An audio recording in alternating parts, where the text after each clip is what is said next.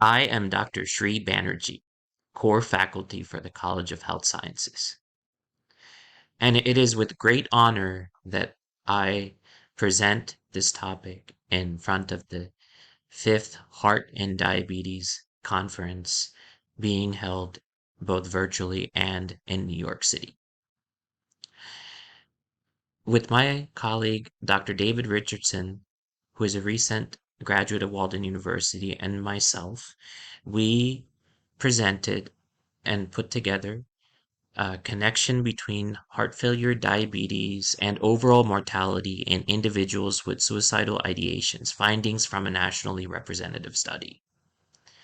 So, for starters, we were looking to try to connect within a mathematical model uh, aspects of mental health and physical health and understanding this within chronic diseases. So, um, heart failure is a very um, a long-term chronic disease that takes place according to the World Health Organization comprises part of the bulk of the heart disease that everyone experiences.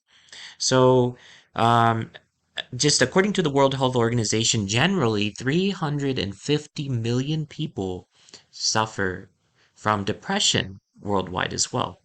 So as you can see, not only is there high numbers of mortality, 17.3 million people actually, that each year die from cardiovascular disease, but quite a few number of people, 350 million people, are also experiencing depression. So how do we creatively try to investigate these? Um, and another chronic condition that I've done extensive research on, starting from the cultural context of diabetes within the community back in 2011, I did a study to understanding the disease within the patient context. So, wanted to we wanted to see how we can consider diabetes, heart failure, and, and a mental health component.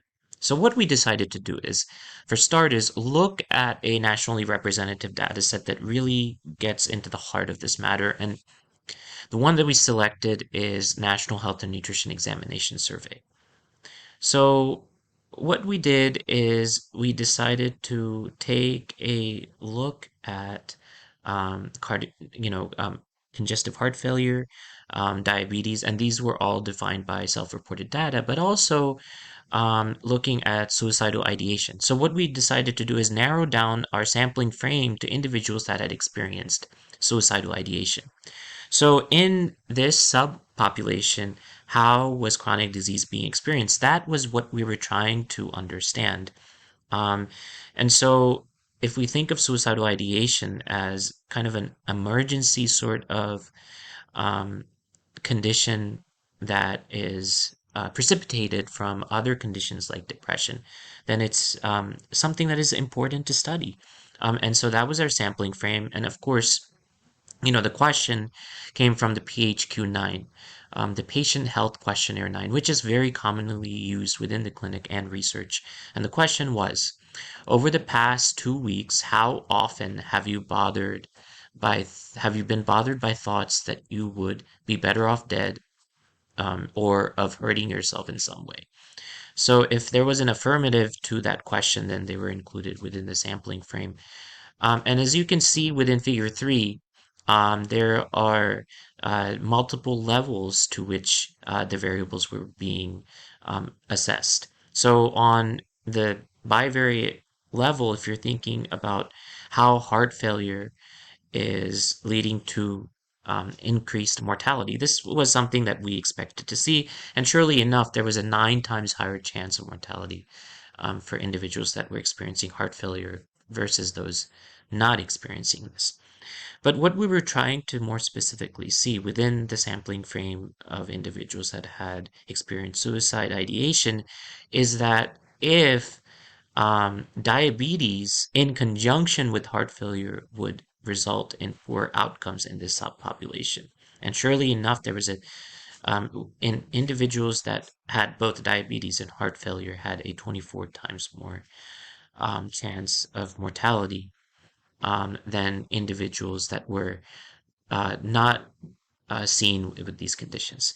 So that really says a lot of things. Uh, really important is to keep in mind that mental health needs to be assessed and addressed from a community standpoint, and that the notion of the medical home, where practitioners are always in constant communication, but more importantly, screening needs to be done consistently at the primary care level, and also healthcare practitioners and need to further understand the complexities of mental health and as it relates to physical health. And public health practitioners need to further delineate these connections and incorporate further models and create interventions that address all of these issues simultaneously. Um, I hope this presentation has been useful, and thank you for listening.